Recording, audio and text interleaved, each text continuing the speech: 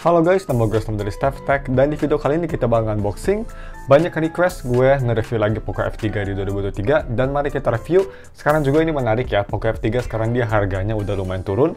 Tahun lalu kan ini harganya di sekitar 3 jutaan untuk yang base model. Sekarang ini udah di 2 jutaan aja, lebih tepatnya sekitar 2,8. Kalau beruntung bisa dapat 2,6 juta. Itu variannya pastinya masih full set, kadang ada minus casing seperti yang di unit gue, tapi it's okay. Dan untuk ini varian 6GB RAM, internal storage 128GB. Seperti biasa, kalau misalnya kalian mau beli HP ini, gue bakal taruh linknya di deskripsi. Dan sambil kita buka ya, gue tuh beli warna biru, yang pastinya ini X resmi. Speknya sendiri, menurut gue Poco F3 masih solid banget di tahun 2023, apalagi harganya sekarang yang makin murah banget. Ini lebih worth it daripada Xiaomi 11 Lite sih menurut gue, buat yang mikir mau beli HP tersebut. Karena dia pakai chipset Snapdragon 870, yang masih menjadi chipset paling solid ya dari Snapdragon, salah satu chipset tersolid. Terus dia punya layar sebesar 6,67 inci Super AMOLED display yang pastinya sudah 120Hz.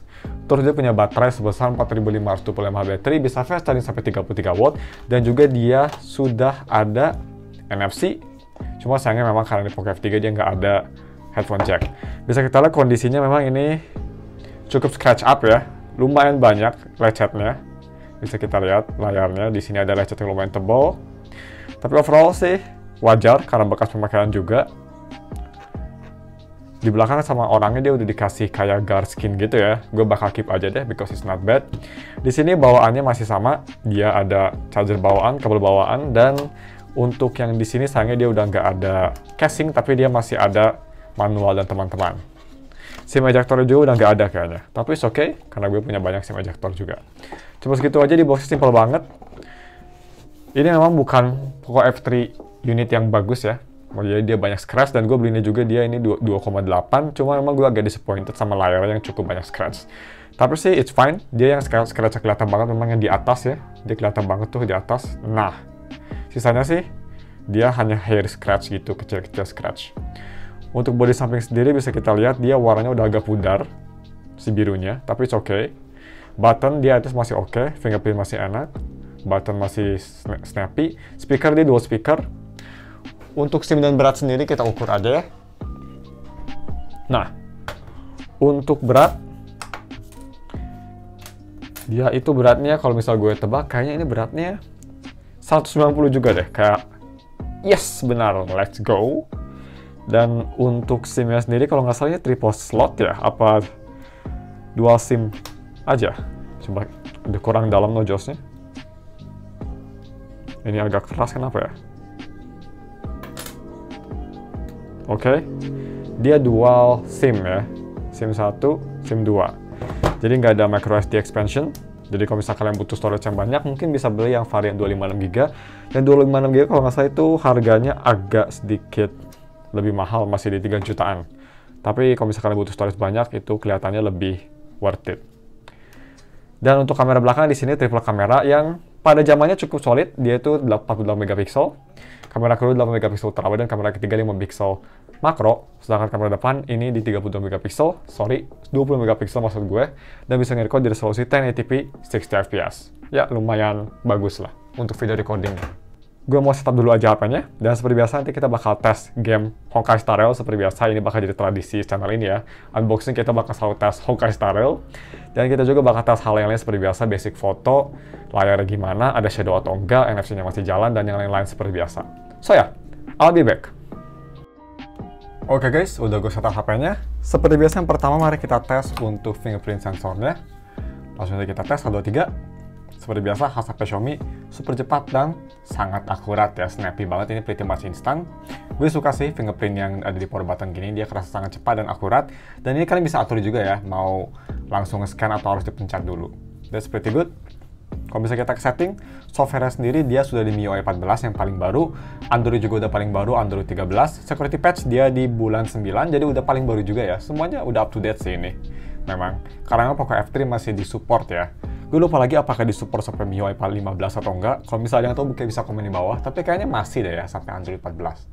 Anyway, ini kita mumpung lagi di kanvas putih, bisa kita lihat layarnya sendiri dia nggak ada shadow, walaupun scratch-nya banyak ya, kelihatan banget nih, tapi dia at least gak ada shadow. Jadi ya yang pemakaian orang yang pakai ini sebelum gue review, mungkin dia pemakaiannya nggak terlalu parah banget ya, layarnya nggak sampai bener-bener full brightness all day, jadi masih nggak ada shadow ini, masih clean layarnya. That's pretty good.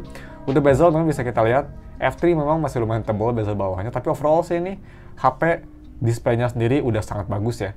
Displaynya dia kerasa kayak display HP-HP zaman sekarang kayak Xiaomi 13T, Xiaomi 12 Lite, atau Poco F5, ya mirip-mirip kayak gitulah. Nggak sebagus HP tersebut, tapi dia ada aura-auranya.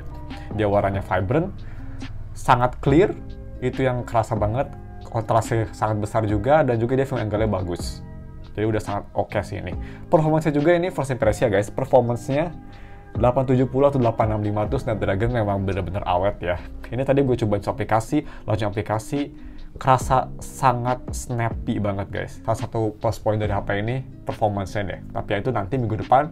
Untuk sekarang kita tes aja dulu untuk e-money-nya. Kita tes NFC-nya. NFC disabled, my bad. Kita nyalain dulu. There you go. Tap the card. Dan ada field to read di atas. There you go. Bisa nge-scan dengan baik. Dia agak ke atas ya scanningnya. Nggak kayak HP biasa yang daerah sini. Dia agak ke atas. Oke. Nah, untuk haptiknya gimana?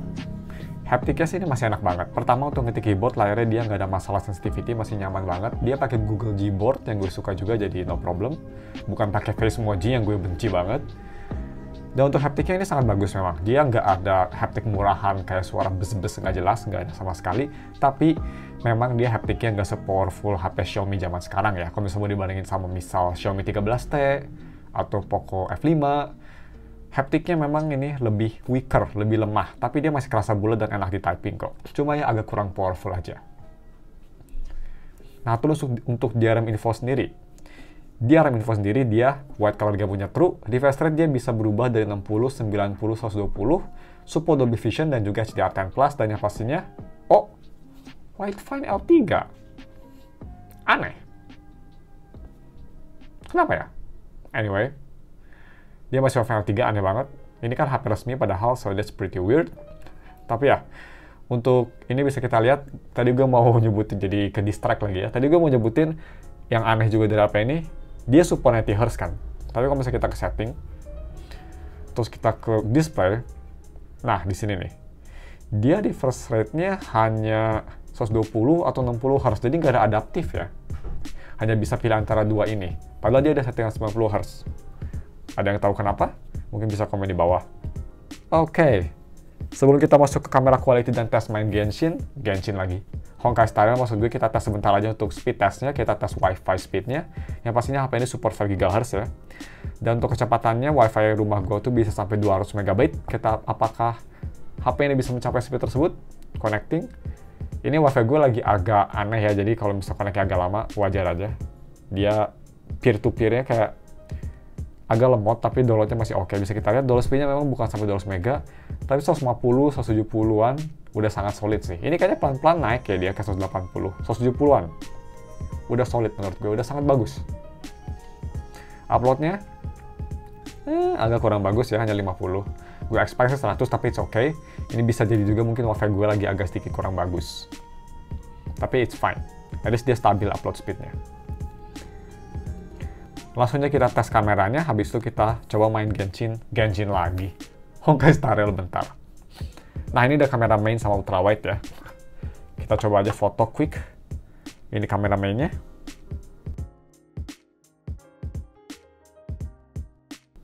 Ini kamera ultrawide-nya. 8 megapiksel. Dan ini dia untuk kamera selfie-nya. Oke, itu dia. Foto menurut gue sih, di harga 2 jutaan yang sekarang, masih bagus ya. Untuk video recording, karena ini pakai chipset Snapdragon, jadi dia bisa sampai 4K 30, cuma sayangnya dia nggak bisa pakai 4K 60 ya. Kalau bisa 4K 60 sih ini mantep banget HP. Tapi sih 4K 30 menurut gue udah bagus. At least gambarnya kelihatan crisp. Untuk kamera depan, seperti yang gue bilang, 1080p 60. Bam. Oke, langsung aja kita tes Honkai Star Rail. Kita close dulu aja aplikasi yang tadi kita buka, biar lebih proper. Dan kita buka Star Rail. Kayak tadi pas gue nge-delete aplikasi, itu ada haptic feedback-nya ya, tapi memang dia haptic feedback-nya agak kurang powerful sih. Hoverboard, kita nyalain aja volumenya, gedein dikit. Untuk speaker dia support Dolby Atmos juga, ini gue nyalain Dolby Atmos-nya. Kita zoom. Gue nge-record ini pas Topaz baru aja keluar hari ini. Jadi kira-kira kalian dapat Topaz atau mungkin ngincer Guinevere? Komen di bawah. Gue sih ngincer Guinevere ya, karena Topaz gue nggak ada primonya. Habis. Nah, ini gue tadi habis main apa sih nama event baru tuh? Planar Infinity. Oke, kita ke setting aja dulu, lihat settingannya. Kita coba push the limit ya. Kita coba di high setting aja. High setting 60 fps. Apakah smooth? Smooth. Kayaknya ini bisa nge-push sampai very high deh kayaknya. Very high kalau di lobbynya Herta masih smooth ya. Nice. Jingliu still waifu. Kita coba lawan satu musuh aja. Kita lawan Stagnant Shadow aja, kita grind. Salah, ini buat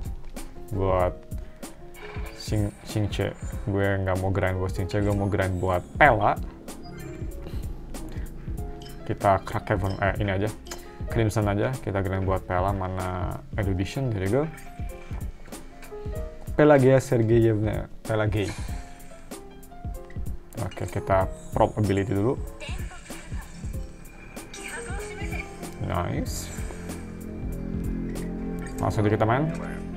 Dan ini karena HP-nya udah tua bisa kelihatan ya, dia banyak fingerprint magnet juga karena oleophobic coating-nya mungkin udah hilang. It's okay. Aduh, lemot, kita cepetin.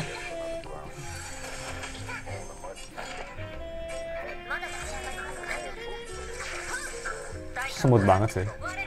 Bisa kita lihat nih. Dia udah dimming ya screen-nya. Kelihatan nggak tuh? Ini screen-nya makin gelap dibanding sama tadi kita main pertama. Jadi ada screen dimming ya.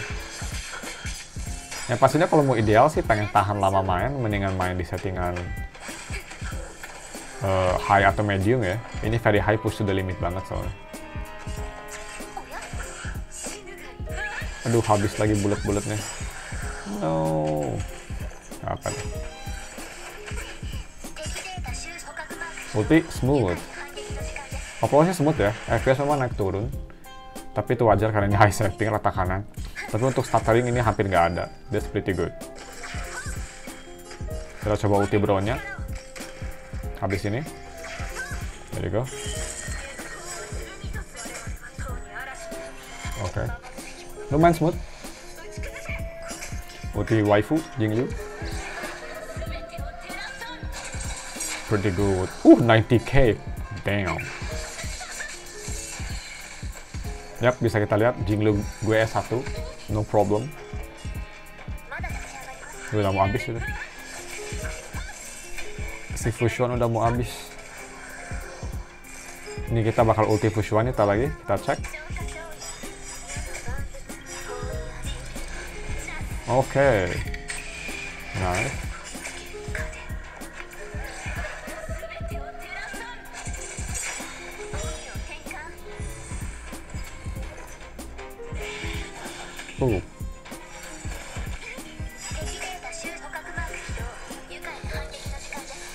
Bam.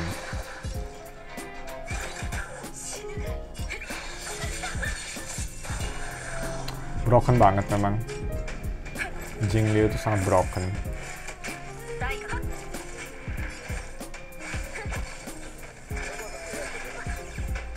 Mati please.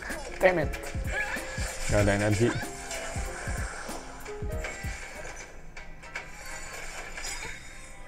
Ulti, who cares?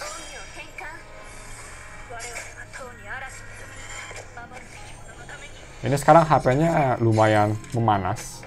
Oke.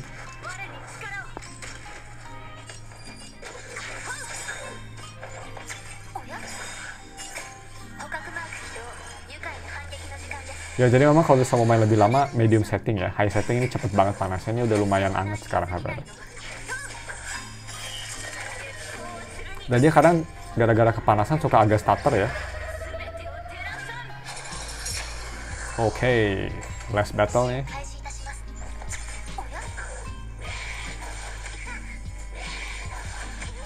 Shut the fuck. Bam. Okay, one more, come on. Finish this, Jingliu. Nice, easy peasy. So ya, overall sih nih, untuk main game masih enak. Di very high masih bisa, tapi gue nggak rekomen karena ini bisa kita layarnya langsung gelap banget ya ini. Dan dia HP-nya cukup panas kalau kita coba ukur nih. Temperaturnya. Dia ada di, oh my god, 41, 42 daerah kamera, 44 daerah sini nih. 45. Yap, itu sudah di teritori thermal throttling memang. Jadi ya, bisa kita lihat ini full brightness loh ya. Dia dimmingnya lumayan agresif juga, jadi gelap banget. Overall main game bisa, tapi gue rekomen mending di medium aja. Dan bisa kita lihat baterainya juga berkurang di 23% karena ini baterai memang udah tua juga. Anyway, cuma segitu aja video unboxing dan sedikit main HSR-nya. Untuk minggu depan, reviewnya bakal lebih detail. Thanks for watching, kita ketemu lagi nanti ya. Jangan lupa dan subscribe. Bye!